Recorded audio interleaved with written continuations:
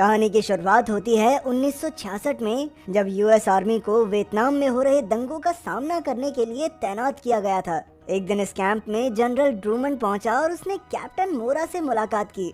General ने बताया कि एक खास दस्तावेज दुश्मनों के हाथ लग गया है, जिसमें यूएस आर्मी के खुफिया जासूसों की सारी जानकारी मौजूद है। अगर दुश्मन सिपाहियों ने उन्हें ढूंढ निकाला तो यूएस फौज का हारना तय है। इसलिए उसने मोरा को इस दस्तावेज को ढूंढकर खत्म करने का मिशन दिया और कैप्टन क्रोफोर्ड को भी उसके साथ भेजा। अब कैप्टन मोरा क्रोफोर्ड के साथ एक हेलीकॉप्टर में बैठकर एक दूसरे बेस की ओर निकल पड़ा। असल में यहाँ कुछ अमेरिकी जासूस वो दस्तावेज लेकर पहुँचने वाले थे। जैसे ही वो बेस पर पहुँचे तो कॉर्पोरल एकरमैन नाम के एक इंजीनियर ने उनका स्वागत किया।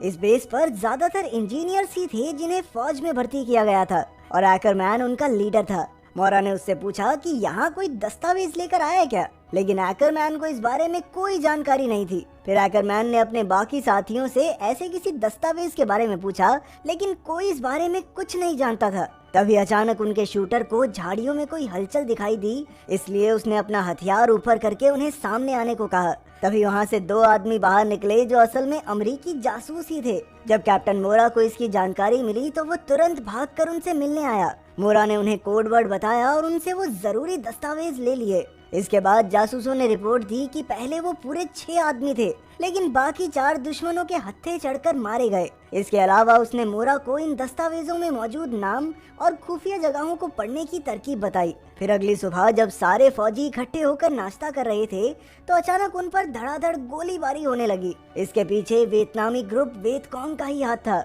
इस जबरदस्त हमले में न जाने कितने फौजियों की मौत हो गई और बचे खुचे फौजी जैसे तैसे रेंग कर अपनी बंदूकों के पास पहुंचे। लेकिन जब तक वो दुश्मनों का सामना कर पाते तब तक वियतकॉन्ग के सैनिकों ने उन पर बॉम्ब से हमला कर दिया। तभी कैप्टन मोरा ने तुरंत उन खास दस्तावेजों को एक डब्बे में छिपाया और दुश्मनों को मारने निकल पड़ा। उसकी जांबाज बहादुरी के कारण यूएस फौज ने कुछ ही मिनटों में वियतकॉन्ग के छक्के छुड़ा दिए। दुश्मनों का सामना करने के बाद मोरा वापस उस डब्बे के पास पहुंचा, पर उसे देखते ही उसके पैरों तले जमीन खिसक गई, क्योंकि वियतकॉन्ग के आदमी उस खास दस्तावेज को चुरा ले गए थे।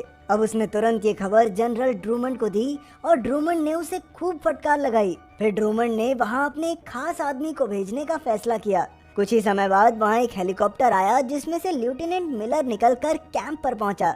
जनरल ट्रूमन ने उसे वियतकॉन्ग से वो दस्तावेज वापस लाने के लिए भेजा था। तब मोरा ने मिलर को बताया कि उन लोगों ने यहाँ चारों ओर माइंस बिछा रखी थी, लेकिन फिर भी वियतकॉन्ग के सिपाही न जाने कैसे वहाँ तक पहुँच गए। इस पर मिलर ने उसे बताया कि वियतकॉन्ग सालों से यहाँ जमीन के नीचे से काम कर रही है और वो लोग जमीन के ऊपर से नहीं बल्कि सुरंगों के जरिए अपने काम को अंजाम देते हैं। अब उन्हें जल्द से जल्द वियतकॉन्ग की सुरंगों तक पहुंचना होगा, क्योंकि वहीं से उन्हें वो खास दस्तावेज वापस मिल सकता है। इसके बाद मिलर अपने शिकारी कुत्तों को लेकर मरे हुए वियतकॉन्ग के सिपाहियों के पास आया और उनके शरीर की गंध सूंघते ही कुत्ता जंगल की ओर भागने लगा। अब मिलर ने फौजियों की 3 टीम्स बनाकर उनके पीछे लगा दी।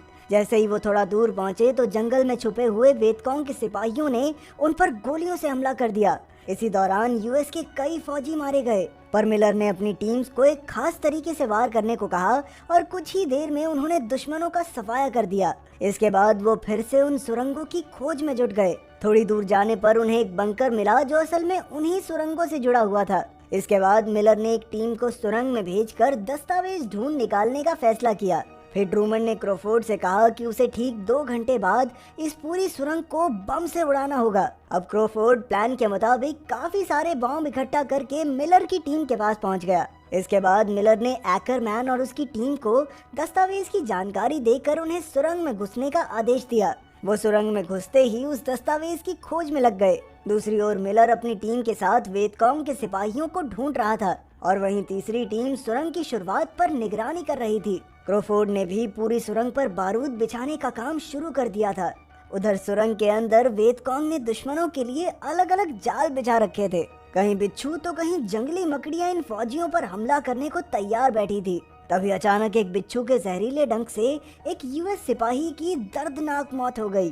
खैर, जब उनकी टीम आगे बढ़ी तो उनके सामने 2 रास्ते थे, इसलिए वो लोग 2 गुट बनाकर अलग अलग रास्तों पर निकल गए। पर थोड़ी ही दूर जाने पर एक जवान गड्ढे में जा गिरा। नीचे गिरते ही उसकी मौत हो गई, क्योंकि वियतकॉन्ग ने गड्ढे में नुकीली लकड़ियों का जाल बिछाया हुआ था। दूसरी ओर कोल और नेविल नाम के दो सिपाहियों को एक खुफिया कमरा मिला जहां कुछ वेदकोंग सिपाही छिपे हुए थे। नेविल ने धुआंधार गोलियां चलाकर उन्हें मार डाला, लेकिन वेदकोंग के हमले से कोल काफी बुरी तरह घायल हो गया। अब नेविल ने उस दस्तावेज को ढूंढने के लिए कमरे का चप्पा चप्पा छान मारा, लेकिन उसके हाथ कुछ नहीं लगा। फिर कोल ने नेविल को अकेले ही बाहर जाने को कहा, क्योंकि वो खुद बुरी तरह जख्मी था और उसके लिए अब बाहर जा पाना लगभग नामुमकिन सा था। नेविल उसे इस हालत में छोड़कर नहीं जाना चाहता था, लेकिन मजबूरन उसे बाहर निकलना पड़ा। दूसरी ओर हम देखते हैं कि एकरमैन और उसकी टीम भी एक खुफिया कमरे में पहुंच चुके थे। वो सब भी जल्दी से अपनी खोज में जुट गए। तभी अचानक वहाँ एक वेदकोंग सिपाही ने उन पर हमला बोल दिया, पर उन सब ने मिलकर उसे गोलियों से भून डाला। उधर बाहर से क्रॉफोर्ड ने सबको आवाज लगाकर बताया कि ठीक 1 घंटे बाद इस सुरंग में धमाका हो जाएगा। तभी नेविल एकरमैन की टीम से दोबारा मिला और उन्हें अपने साथियों की मौत की खबर दी। उनमें से किसी को भी वो दस्तावेज नहीं मिला था और वो जानते थे कि जल्द ही यहाँ सब कुछ तबाह हो जाएगा। इसलिए एकरमैन ने सबको लेकर बाहर निकलने का फैसला किया। जैसे ही वो सुरंग के आखिर तक पहुंचे तो एकरमैन ने ढक्कन खोला, लेकिन वो वहीं रुक गया क्योंकि बाहर 2 वेदकोंग सिपाही पहरा दे रहे थे। फिर एकरमैन ने अचानक ढक्कन खोलकर एक सिपाही को गोली से उड़ा दिया। उसी वक्त मिलर भी अपनी टीम लेकर वहां पहुंच गया और उसने दूसरे सिपाही को खत्म कर दिया। आखिरकार एकरमैन और उसके आदमी सुरंग से बाहर निकले और मिलर को अंदर का सारा हाल बताया। उसने मिलर को कुछ कागज दिए, लेकिन बदकिस्मती से वो खास दस्तावेज नहीं ढूंढ पाए। अब मिलर ने उन्हें एक बार फिर सुरंग में जाकर वो दस्तावेज ढूंढने को कहा, क्योंकि उसके मिले बिना ये मिशन पूरा नहीं हो सकता। कुछ ही समय बाद क्रॉफोर्ड भी सुरंग में उनकी मदद करने घुस गया और वो सभी फौजियों को लेकर आगे बढ़ने लगा। कुछ ही दूर जाने पर क्रॉफोर्ड ने अपनी टीम को 2 हिस्सों में बांट दिया। तभी अचानक उन पर वेदकोंग के सिपाहियों ने छिपकर हमला कर दिया। ये कहां से आ रहे हैं 2-2 मिनट बाद? एक साथ हमला करो, खत्म करो बात। खैर, इस हमले में क्रॉफोर्ड के एक आदमी की जान चली गई और क्रॉफोर्ड ने गुस्से में आकर अपनी आग उगलने वाली बंदूक से दुश्मनों को जलाकर राख कर दिया। उधर दूसरी टीम को आगे बढ़ते हुए एक कमरा मिला जहां जख्मी वेदकोंग सिपाहियों को इलाज के लिए रखा गया था। जैसे ही फौजी उन्हें मारने के लिए आगे बढ़े तो एकरमैन ने उन्हें रोक दिया, क्योंकि जख्मी और निहत्थे सैनिकों पर वार करना उसे ठीक नहीं लगा। वहीं दूसरी ओर सुरंग पतली होने की वजह से क्रॉफोर्ड की आग वाली बंदूक एक जगह फंस गई और तभी मौका देखकर एक वेदकोंग सिपाही ने उस पर गोली चला दी। इससे बंदूक के टैंक में जबरदस्त धमाका हुआ और बेचारा क्रॉफोर्ड भी वहीं जलकर राख हो गया। दूसरी ओर वेदकोंग के सिपाहियों ने ऊपर से एकरमैन की टीम पर बॉम्ब फेंक दिया, जिससे वहां एक जोरदार धमाका हुआ। इसी धमाके में नेविल की मौत हो गई और टीम के कई फौजी बुरी तरह घायल हो गए। लेकिन एकरमैन ने सबको हिम्मत देकर आगे बढ़ने को कहा, ताकि वो जल्दी से मिशन पूरा करके यहाँ से बाहर निकल सकें। लेकिन वेदकोंग वाले उन्हें इतनी आसानी से जाने देने वाले नहीं थे। उन्होंने पीछे से उन पर गोलीबारी शुरू कर दी। अमेरिकी फौजियों ने भी डटकर उनका सामना किया और इस मुठभेड़ में काफी जबरदस्त लड़ाई शुरू हो गई। कई अमेरिकी सिपाही मारे गए, लेकिन एकरमैन ने हिम्मत नहीं हारी और अपनी बहादुरी से दुश्मनों को धूल चटा दी। अब उसकी टीम में सिर्फ एकरमैन और बॉयड नाम का एक सिपाही जिंदा बचे थे।